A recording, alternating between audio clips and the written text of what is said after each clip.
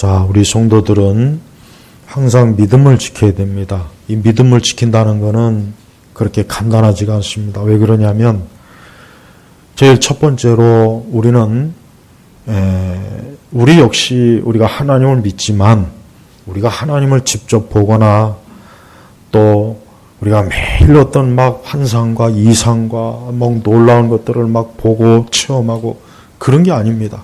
그거는 극히 드물어요. 일생에 진짜 뭐 한두 번 정도 아니면 많아도 서너 번 정도 그 정도지. 우리가 무슨 뭐 천사를 매일 보고 뭐 천국과 지옥을 매일 왔다 갔다 보면 믿음이 무슨 필요가 있어요. 그 자체로 그냥 벌써 이미 영적 생활인데 그렇지가 않아요. 그래서 우리가 육신에 제약이 있기 때문에 이 믿음에 대해서 참 이게 어려운 거예요. 그리고 당장 눈에 보이는 건 육이 눈에 보이는 거예요. 자, 우리 여기 말씀에도 보았지만 사드락과 메삭과 아벳느고는 하나님을 섬긴다 그랬어요. 우리는 하나님만 섬긴다. 그런데 이 사드락과 메삭과 아벳느고가 지금 하나님이 눈에 보입니까? 천사가 눈에 보입니까? 안 보여요. 이 사람들도 우리와 똑같은 거예요. 우리와 똑같이 보이지 않는 하나님이시지만 그분이 계시다는 걸 믿고 우리는 하나님 외에는 우상은 절대 섬길 수 없습니다. 그러니까 이 다니엘의 세 친구도 우리와 똑같은 상황이에요. 이걸 알아야 돼요. 절대 성경에 있는 인물들이 우리보다 좀 더 뭔가 더 좀 우리보다 유리한 입장에서 혹시 또 신앙생활을 하는 거 아닌가라고 생각하는 분들이 꽤 많은데 절대 안 그렇습니다. 오히려 우리보다 훨씬 더 어려워요. 만약에 우리 이 가운데 우리 부모님들이 아브라함에게 요구했던 것처럼 네 자녀를 번제로 바쳐라 그러면은 어떻게 할 거예요? 여기 우리 신학생들부터 애기 갖다 바쳐라 그러면 어떻게 할 거냐고. 한번 이건 진짜 만약에 하는 그러면 어떻게 할 거냐고. 갖다 바쳐야죠. 하나님의 참된 종이라면 갖다 바쳐야지. 근데 그게 될 것 같습니까? 제가 볼 땐 갖다 바칠 사람 없어요. 누가 있겠어요? 물론 혹시 있을지 모르겠다. 그러니까 우리는 자칫하면은 성경의 사람은 다니엘이나 뭐 다니엘의 세 친구는 우리보다 좀 뭔가 더 유리한 게 있으니까 이렇게 뭔가 그냥 막 용광로도 뛰어든 게 아니라 집어 던져진 거죠. 그게 아니에요. 우리가 똑같아요. 우리도 만약에 여기 용광로 아니라 모닥불이라도 펴놓고 네가 하나님을 섬길 거냐 떠날 거냐라고 우리의 손모가지를 여기다 믿으면 집어넣고 안 믿으면 그러면 그게 말이 쉽냐고요.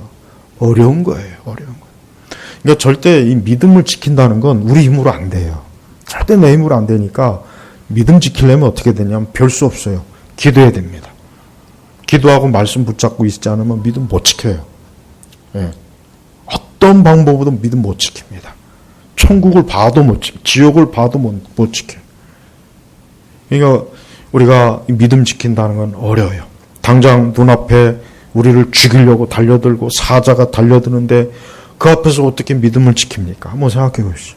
우리의 이성적인 어떤 합리적인 무슨 나의 경험이나 지식이나 능력으로 어떻게 믿음을 지킵니까? 못 지키는 거예요. 우리는 이 믿음 지킨다는 게 참 어렵구나 쉽지가 않아요. 그러니까 우리는 믿음 생활할 때 믿음 생활이 굉장히 많은 어려움이 있고 회방이 있고 고난도 있고 고통도 있고 미혹도 있고 그러니까 믿음 생활이 어렵다는 것을 전제로 하고 믿음 생활해야지. 믿음 생활 뭐 별거 있나? 쉬워. 뭐 그까짓 거. 그렇게 하면은 믿음 생활 100% 다 실족합니다. 다 실족하는 거예요. 그러니까 우리는 성경에 나온 이러한 기록이 그만큼 하나님을 믿는 게 엄청난 대가를 치러야 된다는 것을 보여주는 거예요. 심지어는 이제 자기의 목숨까지도. 느부갓네살은 그냥 큰 소리만 뻥친 게 아니에요. 겁을 줘가지고 그 금신상에 절하게 하려고 한 게 아니라 진짜 절하지 않으면은 용광로에 집어넣으려고 한 거예요. 진짜. 그냥 겁을 주려고 한 게 아니란 말이에요. 근데 우리는 우리는 마귀가 겁만 줘도 우리는 그냥 굴복하잖아요. 마귀가 겁만 줘도 우리는 그냥 믿음을 포기하거나 하나님을 부인하거나 그래요. 그러니까 믿음이라고 하는 것은 정말 이 지킨다는 게 우리로서 사람으로서는 어려운 거다. 이건 하나님이 지켜주지 않으면 안 된다. 그러니까 이 다니엘의 세 친구도 자신들의 힘으로 믿음을 지킨 게 아니에요. 하나님이 지켜주셨기 때문에 이러한 진짜 죽음을 각오하고 우상을 섬기지 않고 하나님만 전적으로 그분을 섬기기 위해서 목숨을 그냥 내놓은 거예요. 그러니까 우리도 똑같습니다. 우리도 이 땅에서 믿음을 지키려면은 각오를 해야 된다. 각오하지 않으면 안 돼. 진짜 죽는 자리에 이를 수도 있구나. 정말 그럴 수 있구나. 예? 우리가 하나님 앞에 믿음으로 산다는 것은 이런 극한 상황에도 진짜 처할 수 있다는 것을 전제로 해야지, 요 정도쯤이면 뭐 좀 되겠지라고 하면은 잘못하면 우리가 실망을 해요. 하나님이 살아계시지 않은가 봐. 어떻게 이럴 수 있지? 내가 이렇게까지 하는데 어떻게 하나님이 이렇게 하지? 그러는 거예요. 하나님은 우리에게 극한 어려움도 주셔요. 극한 어려움. 진짜 질병으로 우리를 거의 막 죽게도 할 수 있고, 또 우리가 큰 어려움을 겪어서 정말 진짜 고통에 처할 수도 있고, 우리가 진짜 말로 다 할 수 없는 엄청난 어려움에 빠져갖고 거의 진짜 죽고 싶어 할 만큼 죽을 수밖에 없는 상황에 몰릴 때도 있어요. 그렇지만 하나님 앞에 우리가 그때라도 믿음을 지키는 거예요. 그때 믿음을 지키는 거예요. 그리고 중요한 것은 하나님이 지켜보십니다. 하나님 보셔요. 하나님께서 보십시오. 지금 여기서 이제 보면 알겠지만은 용광로 속에 들어갔는데 거기에 이 느부갓네살이 깜짝 놀라면서 우리가 저 세 사람을 집어넣는데 가만히 보니까 거기 누구 한 사람이 더 있는 거예요. 그래서 가만히 또 살펴보니까 신들의 아들과 같구나. 그러니까 사람이 아니라 신적 존재가 거기 한 사람 더 있구나. 도대체 누구냐라고. 이분이 누구입니까? 예수님이에요. 이분이 예수님이란 말이에요. 우리가 딱 명심해야 될 게 뭐냐면, 우리가 어떤 극한 환난과 고통과 어려움이 있을 때도 그때 그 자리에 누가 있냐면 예수님이 계셔요. 이걸 꼭 명심해야 돼요. 이걸 반드시 명심해야 돼요. 이 다니엘의 세 친구는 자기들만 있다고 생각한 게 아니에요. 하나님이 함께 하시고 있다. 주님이 함께 하신다는 것을 진짜 믿었어요. 그렇다고 지금 눈에 보이는 건 아니에요. 잡히는 것도 아니에요. 그러나 이 세 사람은 하나님은 살아계시고 함께 한다는 것을 굳게 믿었기 때문에 지금 용광로가 엄청난 그 수천 대 온도를 막 그냥 뿜어내는 그 앞에서도 두려움 없이 하나님을 부인하지 않고 우상에게 굴복하지 않고 기꺼이 죽으면 죽을 것이라고 하는 각오를 가지고 끝까지 자신의 믿음의 순전함을 지킨 거예요. 우리는 하나님이 보고 계시고 하나님이 함께 한다는 것을 우리가 꼭 명심해야 돼요. 그래서 어떤 믿음의 도전이 왔을 때 그때 참 잘해야 되는 거예요. 그때 내가 여기서 그냥 눈 한번 딱 감으면 그냥 나만 알고 모르고 넘어갈 수 있는 거니까 그럴까? 아니에요. 또 어떤 극한 상황에서 하나님이고 뭐고 이거 다 필요 없다. 이거 내가 살아야지 이러다 죽겠다. 그때가 중요한 거예요. 그때 하나님이 살아계신 것을 분명히 믿고 그래 내가 죽든지 말든지 하나님 믿다가 죽자라고 그렇게 나가면 하나님께서 길을 열어줘요. 하나님이 다 하나님께서 도와주시고 이끌어 주신 거예요. 근데 문제는 항상 그 어떤 경계선에서 늘 다 대부분은 그 경계선에서 다 포기해요. 그 경계선에서 다 무릎을 꿇고 이거 믿음으로만은 안 되는구나. 이거 하나님만 믿어갖고는 내가 이거 죽겠구나. 거기서 딱 멈춰요. 대부분이 다 그러는 거예요. 대부분. 하나님은 아브라함을 부르셨을 때 아브라함을 편안한 자리로 부르지 않았어요. 독자를 주겠다고 약속했는데 1, 2년도 아니고 5, 6년도 아니고 20년이 넘어요. 그러니 하나님, 이 아브라함이나 우리는 사라를 좀 이해를 해야 돼요. 사라가 되게 믿음이 없어갖고 그 하가를 들여다가 그 짓을 하느냐. 얼마나 답답하면 그렇겠어요. 얼마나 답답하면. 하가를 이해를 해야 돼, 이해를. 우리 같으면은, 여기, 우리 같으면 2년, 20년은 너무 고사하고, 2년도 기다리기 힘들 거예요. 근데, 그래도 몇십 년을 기다렸잖아요. 그러니까, 아브라함과 우리 사라가 그래도 대단한 거예요. 그래도.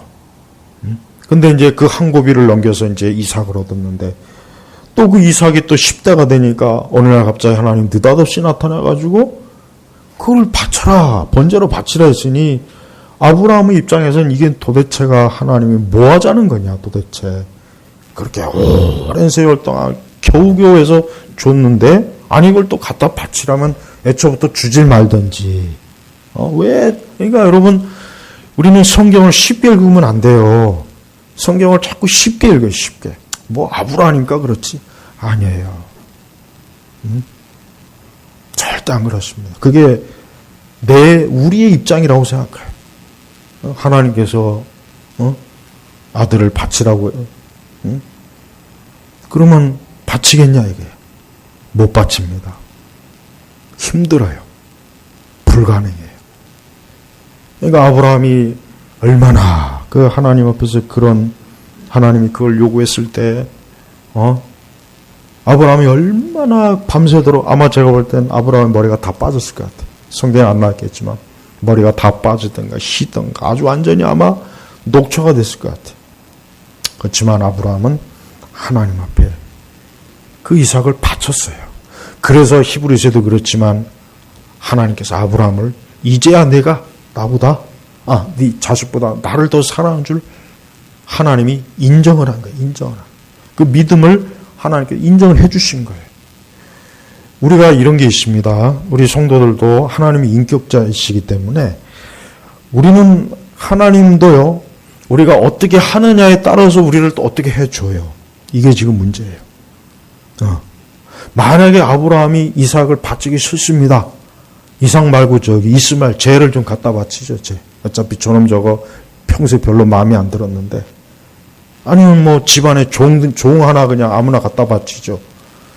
끝내 만약에 이삭을 안 바쳤다면 아브라함은 탈락이에요. 탈락. 거기서 끝나는 거예요. 하나님 보낼 때는 너는 아니구나. 그러니까 하나님은 우리가 뭔가 우리에게 기대를 하셔요. 이걸 알아요. 이거 중요합니다. 이 칼빈주의나 개혁주의는 너무 하나님의 주권만 가르치니까 인간이 하나님 앞에 해야 될 걸 너무 못해요. 이걸 너무 무지해. 너무 무지해.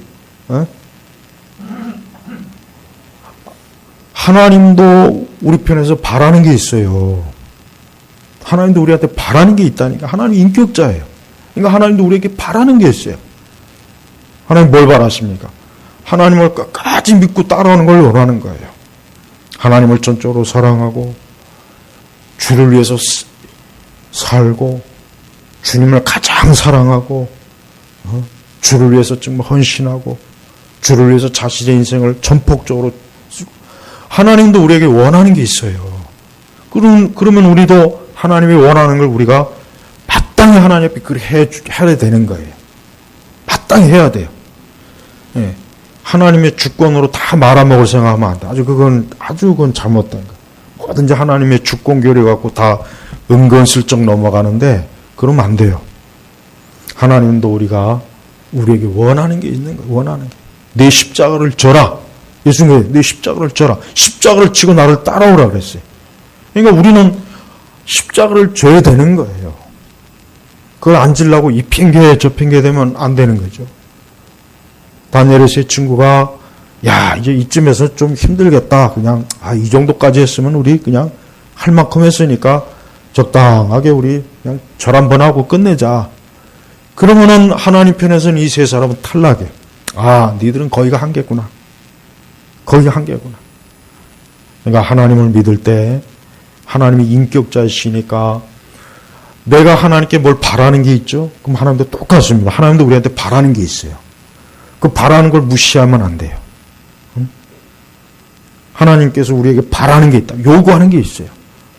근데 그걸 모르고 하나님 앞에 마땅히 우리가 하나님 앞에 마땅히 해야 될 걸 안 하고 있다면은 그 믿음 생활을 잘 못하는 거예요. 우리가 하나님 앞에 잘못했고 죄를 졌을 때 마땅히 하나님 앞에 우리가 회개하겠죠. 우리는 돌이켜야 되겠죠. 맞아요. 그게 하나님 원하시는 거예요. 우리는 매사에 이 믿음을 지킨다는 게 하나님과 나 사이의 인격적인 교감입니다. 교감이요. 내가 주님을 위해서 희생하고 주를 위해서 살고 주를 위해서 고난도 견디고 핍박도 견디고 어려움도 견디고 주를 위해서 손해도 보면은 하나님도 우리에게 우리가 주를 위해서 그만큼 한 것을 하나님이 아시고 우리에게 그만큼 또 하나님께서 함께 하시고 축복하신다는 걸 알아야 되는 거예요. 그러니까 하나님과의 그 인격적인 교감을 잘 갖는 게 이게 중요한 겁니다. 그걸 모르고 그냥 무대뽀로 뭐 믿는다라고 하면은 그게 굉장히 어려워요. 믿음 생활하는 게 힘든 거예요. 그래서 여러분, 이 믿음을 지키는 게 참 어렵구나. 쉽지 않구나. 이게 그렇게 말처럼 잘 되는 게 아니라는 것을 먼저 알아야 되는 거예요. 먼저. 그래서 믿음 생활을 절대 이렇게 함부로 가볍게 그냥 대충 하지 말고 정말 하나님께서 내 믿음을 보신다. 우리가 이렇게 주일에 예배를 드리는 것도 하나님께서 다 보고 계시고 이게 다 주를 위해서 하는 거예요. 주님도 우리에게 이런 걸 원하시는 거예요. 우리 주님도 이걸 원하시는 거예요. 우리가 한 주에 한 날을 주를 위해서 구분하는 거 이게 하나님 원하시는 거라니까요. 그걸 알아야 돼요. 우리가 주일을 지키든 안 지키든 하나님이 신경 안 씁니까? 그럴 뿐이 아니라니까요. 그럴 뿐이 아니라고. 신경 써요. 하나님. 엄청나게 신경 쓰시는 분이에요. 하나님. 그러니까 절대 하나님과의 그 인격적인 관계를 절대 무시하면 안 됩니다. 그게 제일 중요해요. 또한 우리는 사람과 환경에 굴복하면 안 돼요. 이게 참 중요해요. 사람과 환경에 굴복하면 믿음 생활하기가 참 어렵습니다. 이 다니엘의 세 친구가 지금 상황이 어때요? 지금 이 느부갓네살이 막 저렇게 미쳐서 날뛰죠. 환경은 도와주지도 않죠. 지금 다니엘은 안 보여. 이 성경학자들이 도대체 다니엘 어디 갔냐? 다니엘이 없잖아요, 지금. 그래서 성경학자들도 도대체 이때 다니엘이 어디 갔냐? 아직도 못 찾고 있어요. 이 다음에 천국에 가서 물어봐요. 아니, 세 친구들 이렇게 힘들 때 어디 갔었냐고. 설마 숨어있지는 않았겠죠.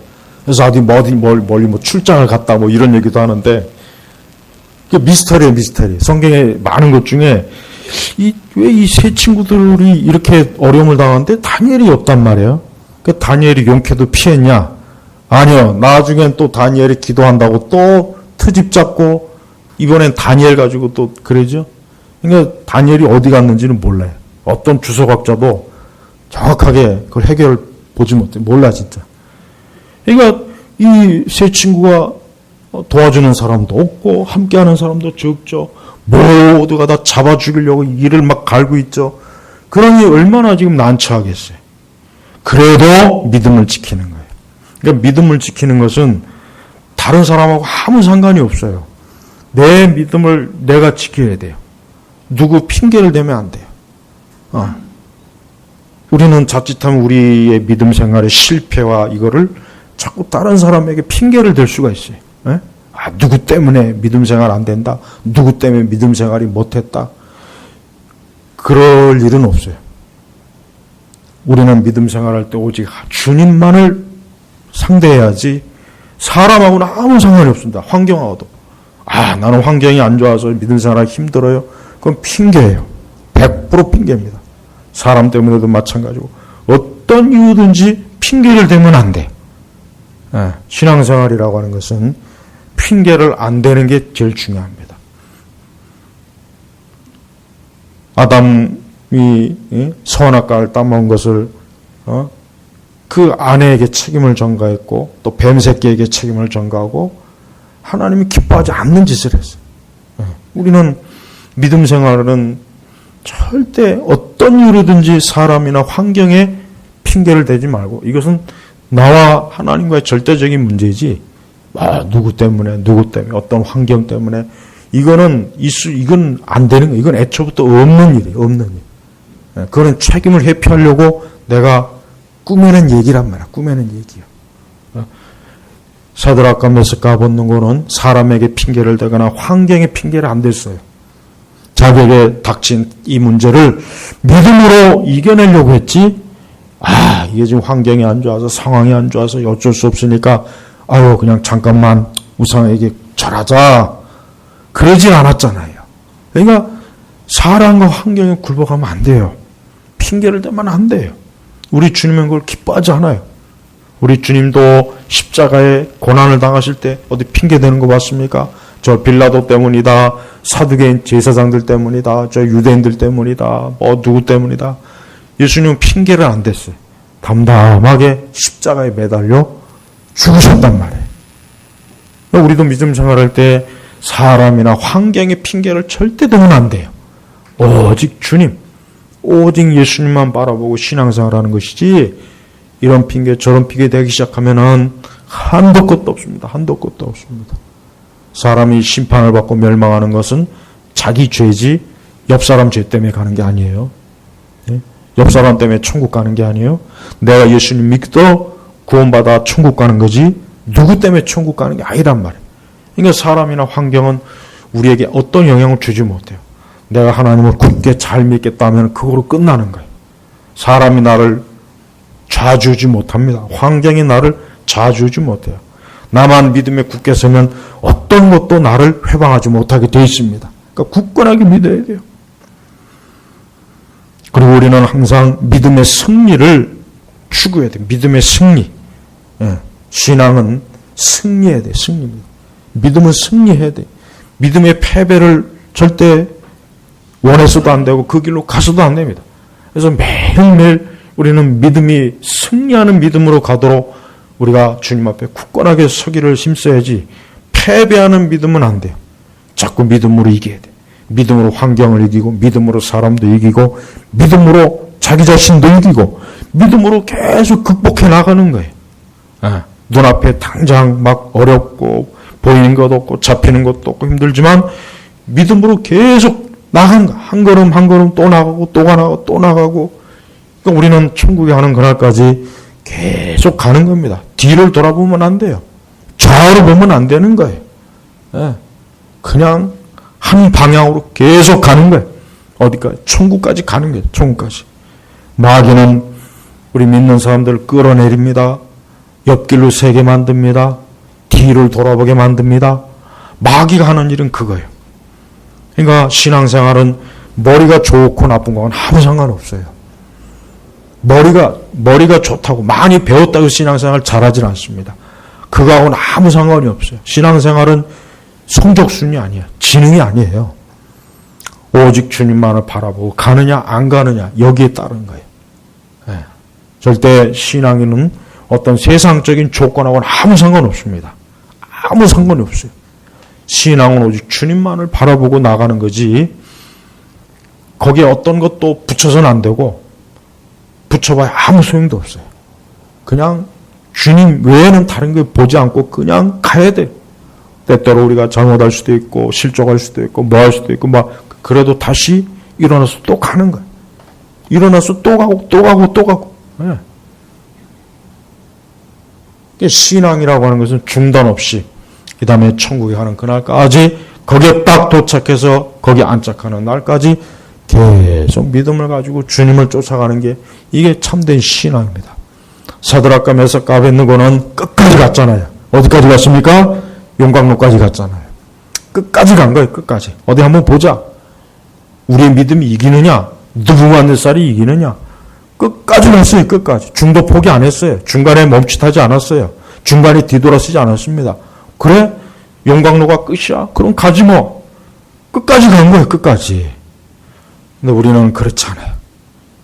좀 어렵다 싶으면 그냥 적당하게 타협을 하거나 둘러치거나 뒤로 물러서거나 그래요. 적당하게. 우리가 이 믿음 생활 잘한다는 게, 이게 진짜 믿음 생활 잘하는 사람은 매우 드뭅니다. 대부분은 다 그냥 중도 폭이나 좌우로 빠지거나 다시 뒤로 턴해서 가거나 아니면 어디로 도망치거나 어디로 숨거나 다 그래요. 다 그래요. 이게 이 세 사람처럼 용광로까지 가는 사람은 드문다니까요. 정말 드물어요. 그래서 믿음의 승리를 여러분 꼭 이루어야 됩니다. 또한 우리가 하나님을 믿는 일에 있어서는 늘 대적자가 있습니다. 대적자. 누가 있습니까? 원수마귀 항상 대적해. 원수마귀. 벌써 이 사드락과 메삭과 아벳느고는 하나님을 잘 경외하고 섬긴 사람이었어요. 근데 어느 날 갑자기 생각지도 못하게 어때요? 갑자기 금신상에 절하라고 연락이 온 거예요. 그래서 그 금신상에 절하지 않으면은 너희들을 다 저 영광내에 쳐넣겠다라고 아니 그냥 갑자기 일이 생긴 거예요. 여러분 우리가 신앙생활은 항상 적이 있어요. 적이 있다는 걸 염두에 돼요. 절대 우리가 신앙생활 잘하도록 놔두질 않습니다. 사람이 방해하건 마귀가 방해하건 뭔가 방해해요. 내가 좀 기도를 좀 하려면은 조금만 확 낮춰요. 우리가 좀 주를 위해서 뭘 좀 하려면 금세 마귀가 어때요? 그거 회방합니다. 기도 좀 하게 하려면 갑자기 막 바쁜 일 생기고 여기저기 사람 만난 일 생기고 갑자기 막 시간이 기도 좀 해야지 하면은 꼭 그 기도 시간을 회방하는 뭔 일이 생겨버려요. 또 뭐 주를 위해서 시간을 바치거나 헌금을 바치거나 주를 위해서 뭘 좀 하려고 하면은 곳에 또 마귀가 그걸 알아요. 그래서 그거를 주님이 아닌 다른 쪽에다 다 허비하게 만드는 거예요. 그러니까 믿음 생활은 반드시 대적자가 있습니다. 그러니까 우리 성도들은 마귀가 절대 세상이 그렇게 호락호락하게 우리가 하나님을 섬기도록 놔주질 않습니다. 반드시 회방이 와요. 반드시 회방이 옵니다. 어떤 식으로든지 회방이 와요. 그래서 우리는 이 믿음 생활할 때 어떤 회방이 오는 걸 잘 감지해서 요거 금세 또 이게 날 회방하는구나. 이거 내가 기도 좀 하려니까 금세 또 요거 또 기도 못하게 이거 또 회방하는구나. 그러니까 우리는 마귀는 이 대적자는요. 우리 성도들이 하여튼 주님을 위해서 뭘 하려고 하면은 꼭 회방이 옵니다. 어떤 식의 회방이요. 그때 그걸 잘 이겨 넘어야 돼. 그때 잘 이겨야지 거기에 굴복하면 지는 거예요. 지는 겁니다. 우리가 일생을 살면서 여러분 야구 선수들이 보면은 이제 뭐 타율이 얼마다 뭐가 어다 뭐 그러잖아요. 그래요. 성도들도 똑같습니다. 일생을 살면서 얼마만큼 승리하느냐 패배하느냐가 나와요. 어떤 사람은 더 많이 승리했을 것이고 어떤 사람은 더 많이 패배가 있을 수 있어요. 그러니까 성도는 일생을 살면서 승률이 나와요. 믿음 생활이라는 게 승률이 나와요. 그래서 주님을 위해서 열심히 충성하고 말씀대로 잘 사는 일이 더 많으냐 그렇지 못한 일이 더 많으냐라고 하는 게 시간이 지나가면 지나갈수록 이게 뚜렷해집니다. 그래서 우리는 어느 순간 이렇게 한 해가 마무리할 때쯤엔 지난 한 해 내가 하나님을 위해서 하나님 앞에서 주를 위해서 잘한 것과 또 잘 못한 것을 한번 냉철하게 뒤돌아봐야 돼. 내가 주를 위해서 잘한 건 내년에 더 잘해야 되는 거고 혹 주님 앞에서 못한 게 있어요. 잘못한 게 있어요. 그러면 다시는 이런 일은 정말 없어야 되겠구나라고 회개하고 철저하게 돌이키는 거예요. 우리는 그래야 우리가 신앙에 발전이 있는 거예요. 그래야 발전이 있는 겁니다. 그러지 않고 그냥 그런 생각 아무것도 없이 뭐 어제나 오늘이나 내일이나 동일하지. 그건 하나님에게나 해당되는 거고 우리에겐 해당 안 돼요. 우리는 자칫하면 어제보다 더 못하고 가면 갈수록 더 믿음과 신앙이 형편없어져 갖고 진짜 하나님 앞에서 정말 엉터리 같은 사람이 될 수가 있어요. 그러니까 그렇지 않기 위해서 우리 자신을 냉정하게 평가해서 내가 하나님 앞에서 온전하지 못한 거 돌이키고 회개하고 하나님 기뻐하시는 대로 나아가는 거예요. 그러니까 우리는 이 대적자가 나오면은 거기에 굴복하지 말고 이겨야 됩니다. 계속 전진하며 이기면서 나가려고 해야 돼. 그러니까 대적자가 있다는 걸 아예 그냥 전제로 하고 신앙생활하는 것이지, 우리 예수님이 얼마나 적이 많습니까? 예수님이 얼마나 적이 많습니까? 가는 곳마다 예수님은 적에 따라다니면서 예수님을 트집 잡죠. 예수님의 참수하죠. 비방하죠. 비난하죠. 예수님은 가는 곳마다 적이 있어요. 가는 곳마다. 그러니까 하나님의 아들 예수님을 따라다니면서 이 원수 마귀는 예수님의 그 거룩한 십자가의 사역을 회방을 놓는 거예요. 회방을 놓는 거예요. 예수님을 따른 우리도 똑같습니다. 우리에게도 대적자가 붙어요.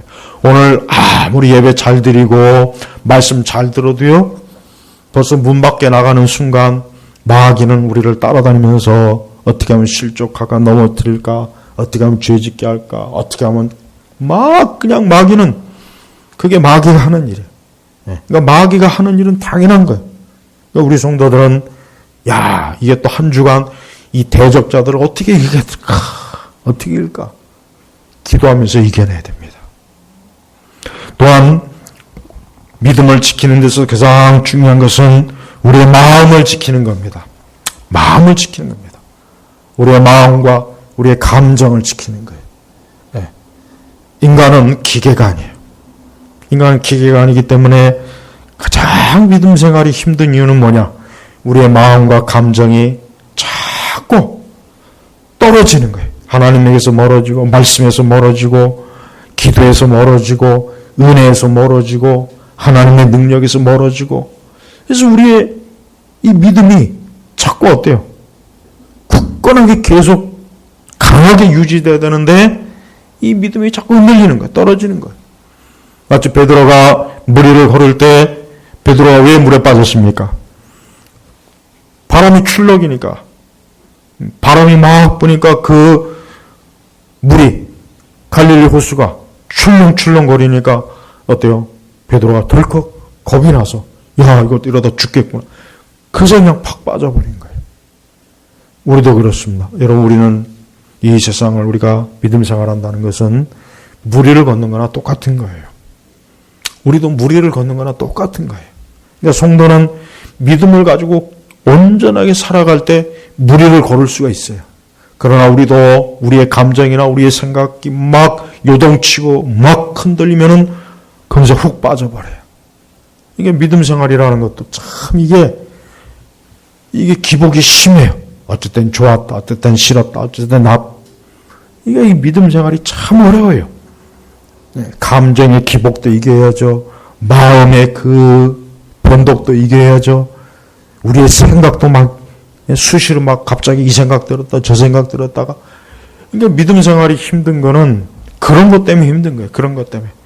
아무리 은혜를 많이 받아도 조금 지나면 갑자기 그냥 근심과 염려가 확 들어오죠. 기도를 할 때는 아주 믿음이 좋았는데 기도가 지나고 나면 또 갑자기 그냥 막 두려움이 생기죠. 좋은 일이 있을 때 내 믿음이 좋은 것 같지만 안 좋은 일이 좀 생기면 또 내 믿음이 확 떨어지죠. 그러니까 믿음을 지킨다는 게 이렇게 어려운 것입니다. 우리는 눈앞에 어떤 것이 보이든 무엇이든 간에 하나님 앞에서 우리 자신의 믿음을 굳건하게 지켜야 돼요. 흔들리거나 요동하지 않는 믿음을 하나님 앞에 우리가 달라고 항상 기도할 때 반드시 마귀는 그걸 흔들고 요동시키고 흔들어보고 막 해서 우리로 하여금 그 믿음에서 떨어지게 만드는 게 이 마귀의 전략입니다. 또한 마귀는 다양한 계략으로 우리의 믿음을 회방합니다. 다양한 계략. 마귀는요, 우리 성도들의 믿음을 회방시키기 위한 계략이 수백, 수천 가지도 넘어요. 근데 우리는 그 모든 것들을 알 수가 없죠. 모르죠. 그걸 어떻게 알겠어요? 우리는 어떤 식으로 해도 마귀를 우리 힘으로는 마귀를 이길 수가 없습니다. 우리가 마귀를 이기려면은 하나님 말씀을 통해서 이겨야 돼요. 말씀에는 마귀가 어떤 식으로 다가오고 어떤 식으로 우리를 회방하고 어떤 식으로 우리를 대적하고 어떤 식으로 우리를 흔드는지 이 성경에는 다 나와 있어요. 다 나와 있어요. 그래서 성경을 가만히 읽어보면은 하나님께서는 하나님의 전략도 알려주시지만 마귀의 전략도 다 하나님께서 알려줬어요. 다 알려줬어요. 알려줘서 우리가 이 성경의 말씀을 통해서 야, 마귀가 이런 식으로 다가오는구나. 이런 식으로 뒤통수를 치는구나. 이런 식으로 내 눈을 가리는구나. 이런 식으로 속이는구나. 마귀하는 그 계략의 수법이 성경에 다 나와 있는 것입니다. 그래서 우리는 이 믿음을 지키는 것이 얼마나 이것이 적어도 우리 편에서, 우리 성도 편에서는, 하나님의 자녀 편에서는 이 믿음을 지키는 일이 참 어렵고 힘들고 고단하고, 이것이 무수한 장애물이 있고 환난도 있고 대적자도 있고, 이 모든 것들을 감안해야 우리가 믿음 생활이라고 하는 건 이렇게 천국에 갈 때까지 이 믿음 생활이라는 건 이렇게 치열한 싸움이요 전쟁이라는 것을 우리가 알게 되는 것이에요. 하나님께서는 천국을 우리에게 천국을 유업으로 줬어요. 예수님을 통해서 천국 유업을 줬지만 그 천국은 뭐라 그랬습니까? 성경에 침노하는 자의 것이라 그래요. 침노하는 자. 그러니까 천국을 향해서 부지런히 적극적으로 나가야 돼요. 계속 나가야 돼요. 자꾸 도전하고 싸우고 장애물을 이기고 믿음을 회방하는 것들을 이기고 대적자들을 이기고 그렇게 가면서 천국에 들어가는 거지. 그냥 천국에 편안하게 아무 걱정 없고 근심 없고 그냥 알아서 이렇게 쭉 가게 해주는 게 아니란 말이야. 하나님 그런 걸 원치 않아요. 오히려 천국이라고 하는 놀라운 하나님의 나라로 얻기 위해서 하나님 우리에게 많은 장애물들을 놓아서 그걸 건너뛰고 이겨내고 그렇게 해서 요단강을 건너 천국에 가도록 하나님이 다 정해놓은 거예요. 다니엘의 세 친구들은 느부갓네살이 엄청나게 분노가 가득해가지고 이 세 사람을 향해서 안색이 바뀌었다. 얼굴색이 바뀐 거예요. 그 전에는 굉장히 충실한 충성된 신하로 여겼는데 이제 이 느부갓네살이 그렇게 좀 금신상 앞에 한번 절하라고 그렇게 간청을 해도 들은 척도 안 하고 우리는 절대 하나님 외에는 우상을 안 섬길 거니까 아예 말도 꺼내지 마십시오라고 딱 이런 자에 거절하니까 느부갓네살이 엄청나게 기분이 나빠가지고 이 감히 왕이 이렇게 부탁을 하는데도 이렇게 안 들어주냐 해가지고 얼마나 화가 났으면 용광로를 평소보다 7배나 더 뜨겁게 하여라. 7배나 더 뜨겁게 하여라. 그러니까 무진장 뜨거운 거예요. 그래서 얼마나 뜨거운지요. 네? 22절에 뭐라고 나왔습니까? 사드락과 메삭과 아벳느고를 붙든 사람들이 그 불길에 다 죽었고 라고 했습니다. 이 정작 이 세 사람을 붙잡고 있는 그 옆에 있는 그 시종들이 불에 다 죽은 거예요. 얼마나 뜨거운지. 그러니까 근처만 가도 사람이 다 죽는 거예요. 네. 그래서 이 세 사람을 맹렬히 불타는 용광로 가운데 떨어졌어요. 네. 보통 사람 같으면 이미 벌써 근처에 가서 떨어지기도 전에 이미 용광로에 다 불살라졌을 텐데, 근데 하나님께서 여기에서 이제 역사한 겁니다. 여러분, 믿으면은 반드시 역사가 있어요. 우리가 요걸 좀 알아야 됩니다. 내가 하나님을 믿을 때 하나님이 가만히 앉아서 그냥, 그래, 너 믿는구나. 그렇게 여기지 않습니다. 우리가 하나님을 믿을 때 하나님은 우리의 믿음에 반드시 반응해 주시는 분이에요. 요걸 꼭 아셔야 돼요. 그러니까 믿음은 절대 헛된 일이 아니에요. 헛수고 하는 게 아닙니다. 믿음은 절대로 무익하는 게 아니에요. 내가 믿고 기도하고 주님을 의지하고 주의 말씀 붙잡고 죽으나 사나 주님에게만 내 모든 것을 전적으로 맡기면 진짜 하나님께서 권능으로 우리를 붙잡아 주시는 거예요. 그러니까 믿으면은 절대로 손해가 없습니다. 그러니까 우리 성도들은 이왕 하나님을 믿는다 그랬을 때 진짜 하나님 앞에서 하나님이 반응하시도록 믿어야지. 그래야 이 믿음 생활도 보람 있는 것이고 열매가 있는 것이에요. 네. 그리고 믿으면 반드시 결과가 있어요. 결과가 있는 거예요. 하나님께서 이 세 사람을 그냥 내버려 뒀습니까? 이 세 사람을 그냥 내버려 둬도 이 사람들은 그런 거 신경 안 쓴다 그랬어. 왜? 그러면은 죽으면 하나님 앞에 가니까. 아니, 하나님 앞에 가서 더 좋은 영생의, 그 천국의 영화를 누리는데 슬플 게 뭐가 있겠어요. 그러니까 이 세 사람은 그런 거 신경도 안 썼어요. 그러니까 이 세 친구들은 이미 벌써 자기들을 구해내시던, 안 구해내시던 우리는 그런 거 신경 안 쓴다. 우린 이래도 좋고 저래도 좋고, 근데 하나님께서 어떤 계획을 세웠냐면 이 세 친구들을 불 가운데서 건져내는 계획을 세우신 거예요. 그러니까 하나님은 이럴 수도 있고 저럴 수도 있어요. 우리가 이걸 알아야 됩니다. 우리가 믿음 생활할 때 한 가지 전제할 게 있어요. 뭐냐면 내가 하나님을 이렇게 믿었다고 해서 하나님이 꼭 그렇게 해주시진 않아요. 그래서 실망하지 말라는 거예요. 하나님, 나는 그래도 하나님 이렇게 믿었는데 왜 이렇게 안 해주십니까? 알아갈 때가 있어요. 많이 있잖아요. 근데 그런 걸 실망하지 마세요. 왜? 하나님은 어쨌든 우리가 하나님을 믿고 의지하면 우리에게 유익한 대로 이루어주실 분이니까. 그러니까 나는 믿음대로 했는데 실망이다. 하나님 이럴 수가 있습니까? 절대 하나님 원망하거나 그러지 마시고 끝까지 하나님 믿었으면 끝까지 하나님에게 기대해요. 그러면 하나님께서 좋은 결과 이루어주셔요. 여러분이 믿음 생활하면서 주님을 섬기는 일 때문에 어려움과 손해가 옵니까?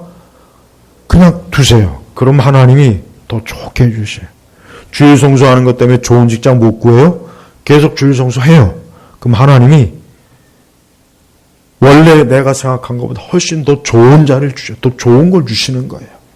그러니까 우리가 하나님을 믿는다고 했을 때 왜 내 믿음대로 안 해주실까라고 오해를 하지 말라는 거예요. 원망도 하지 마세요. 그냥 내가 하나님이 기뻐하시는 대로 믿고 의지했으면 그대로 밀고 나가면 돼요. 그럼 하나님께서는 더 좋은 쪽으로 하나님이 분명히 응답하시고 해결해 주시는 게 이게 하나님의 큰 뜻이요 축복입니다. 이 세 사람도 사실 이 세 사람은 그 뜨거운 영광로에서 아마 죽을 거다. 그래. 여기서 이제 우리가 이제 하나님께로 가는구나. 좀 그 생각할 수도 있어요. 근데 하나님의 계획이 뭐냐면 이 세 사람을 영광로 가운데 살리는 거예요. 그래서 그렇게 불이 뜨거운데도 불구하고 전혀 불에 타지 않고 오히려 거기에 신들과 같은 누가 또 함께 있어요. 바로 예수님이 함께 있잖아요. 바로 이겁니다. 하나님은 우리가 하나님 믿을 때요. 하나님은 우리를 위한 좋은 뜻이 있습니다. 좋은 길이 있어요. 그러니까 그걸 우리가 몰라요. 그러니까 우리가 괜히 지레 짐작으로 하나님 믿어도 이게 별론데 이렇게 별로 이렇게 좋은 게 없는 것 같아. 그런 원망을 하지 마요. 의심도 하지 말고 끝까지 하나님 믿었으면 끝까지 믿으세요.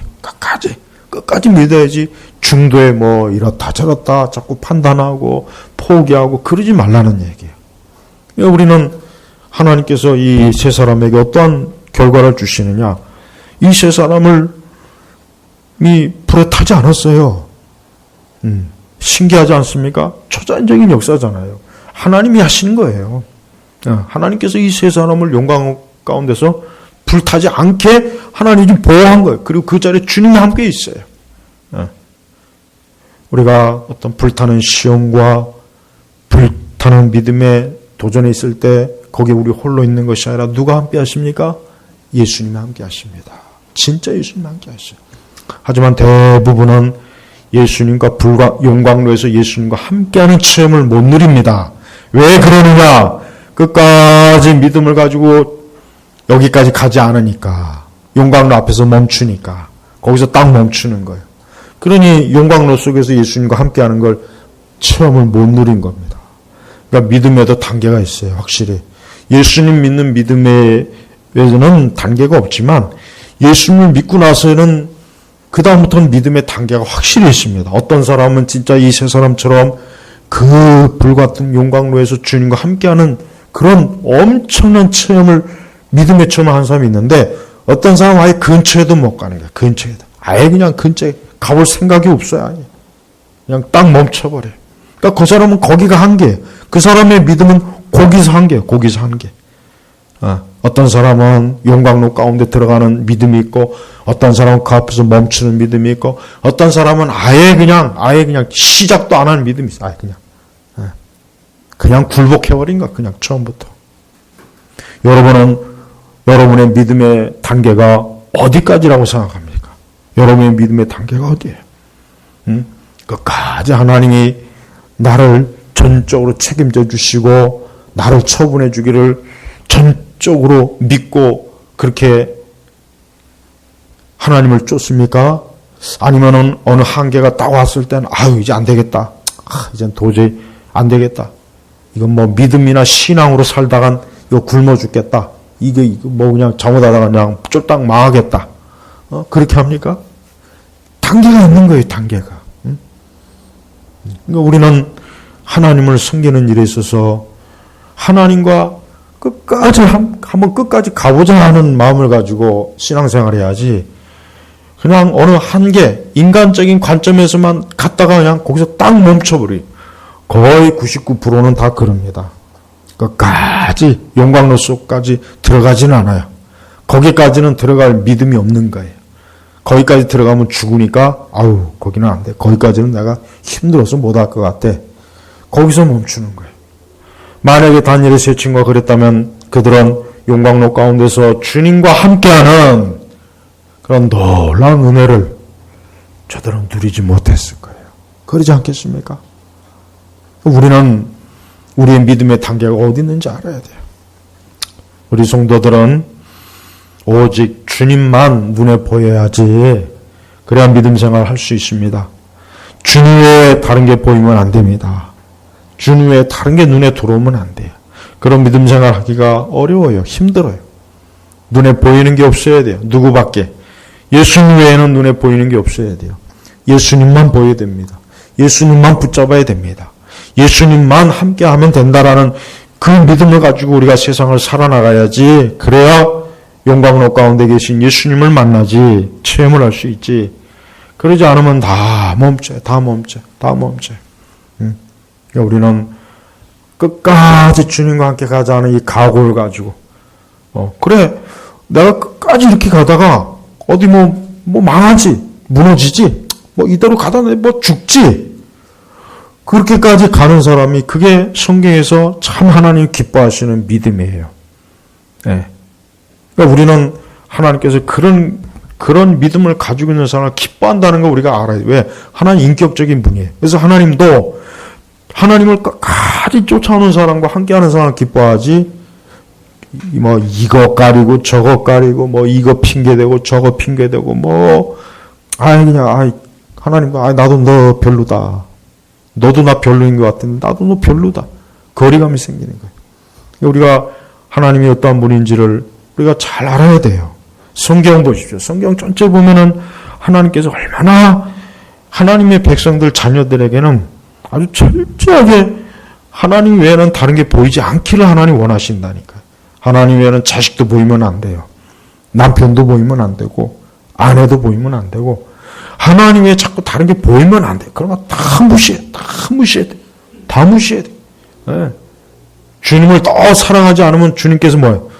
합당하지 않다 그랬어요. 주님보다 누가 더 좋고 누가 더 눈에 자꾸 들어오면 아니야. 그러니까 믿음은 어쩔 때는 냉정하고 아주 믿음이라고 하는 것은 진짜 무서운 거예요. 그래서 우리는 이 믿음이라는 것이 얼마나 이렇게 중요한지를 우리가 알아야지. 그냥 믿음이라는 게 무슨 솜사탕처럼 아주 가볍게 먹고 마시는 건 줄 알고 있단 말이에요. 그렇잖아요. 하나님은 진짜 하나님을 믿고 함께하고 따라오는 자에게 하나님의 손으로 굳게 붙잡고 지키고 그를 통해서 하나님의 이런 역사가 있는 거예요. 하나님께서 그냥 느부갓네살이 지 마음대로 하도록 하나님 내버려 두십니까? 아니에요. 하나님께서는 느부갓네살이 자기 멋대로 하도록 내버려 두질 않아요.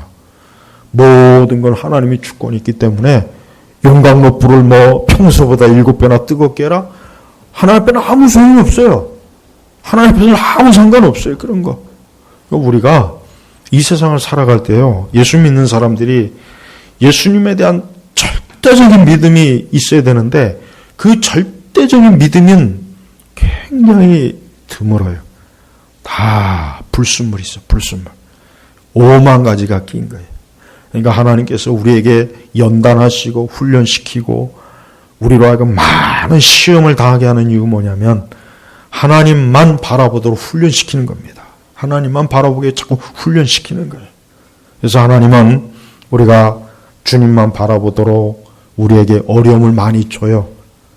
우리에게 사람으로 인해 속상하게도 하고 고통을 받게도 하고 환경에도 어려움을 받게 하고 이런저런 시험도 들게 만들고, 왜냐? 우리에게 하나님만 보이게 하려고, 주님만 보이게 하려고 하니까 그냥 막 용광로의 불순물을 그냥 거기서 막 정렬시키는 거예요. 정렬. 그래서 순도 99.9%, 9%, 100%가 다 되기를 하나님 원하시는 겁니다. 절대 믿음 생활을 가볍게 여기면 안 돼요. 충성, 절대 주님, 오직 주님, 오직 예수, 오직 하나님, 오직 성경, 오직 기도, 오직 신앙, 오직 교회. 성도가 그렇게 살아야 믿음을 지키지. 그렇지 않으면 그건 믿음이라고 할 수가 없어요. 만가지 불순물이 잡다하게 다 껴서 이래도 좋고 저래도 좋고 이래도 흥 저래도 흥 하면은 그게 어떻게 믿음이라고 할 수가 있겠습니까? 믿음은, 예수님은 그런 걸 믿음이라고 여겨주질 않아요. 예수님은 우리가 절대적으로 예수님을 쫓고 절대적으로 그리스도를 바라보고 절대적으로 그리스도에게 자신의 모든 생사복을 맡기는 것, 그걸 하나님이 가장 기뻐합니다. 우리는 그런 것을 추구해야 됩니다. 멈추지 말고 계속 전진하십시오. 더 나아지는 믿음을 추구하세요. 승리하는 믿음을 추구하세요. 대적을 이기는 믿음을 추구하십시오. 그럴 때 우리 주님은 정금과 같은 믿음을 가진 자를 하나님 기뻐하시고 사랑하시고 축복하시는 거예요. 믿는 일은 절대로 손해보는 일 아니고 낭비하는 게 아닙니다. 허비하는 게 아닙니다. 하나님 믿는 것은 엄청난, 우리가 알지 못하는 엄청난 금광이 마치 이 지하에 있는 거나 그 지하에 금광이 엄청나게 있는 것, 그거를 발견하는 거나 똑같은 거예요.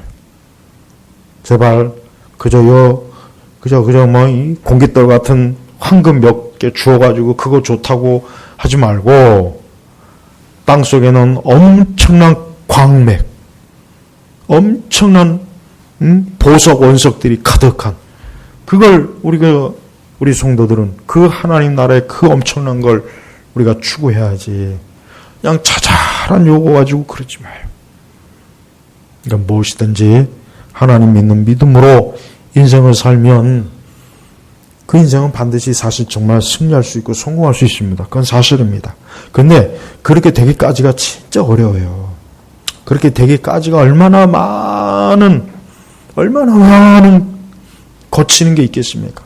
그러니까 거기까지 도달한 사람이 드물은 거지, 그 길이 없어서 그런 일이 없는 게 아니에요. 제가 우리 예일교회 성도분들 가만히 정주해서 안정 찾는 믿음 갖지 마시고, 이렇게 이 다니엘의 세 친구의 이 영광로 속에서 이 엄청난 시련은 이게 하나님께서 보여주시는 믿음이다라고 했을 때 우리는 과연 이게 되느냐 이거예요. 솔직하게 어렵습니다. 제발 여러분, 지금은 어떻게 보면은 세상이 어렵고 혼란스럽죠? 그렇습니다. 용광로예요. 용광로입니다. 지금 세상이 용광로예요. 이게 어쩌면 앞으로 7배나 더 뜨거워질 수 있어요. 그러나 그럴 때라도 믿음을 가지시고 오직 주님만 보십시오. 주님만 생각하고 주님만 보이는 그런 길로 가십시오. 우리 주님께서 그럴 때 함께 하시는 놀라운 체험을 여러분 반드시 하실 것입니다. 절대 손해본다 생각하지 마세요. 주를 위해서 사는 것, 시간을 쓰는 것, 뭐 물질을 쓰는 것, 뭐 주를 위해서 뭐 하는 것, 그거는 절대 낭비되는 게 단 하나도 없습니다. 오히려 그렇지 않은 인생들이 지금 다 낭비하는 거예요. 그렇지 않은 인생들이 낭비하는 겁니다.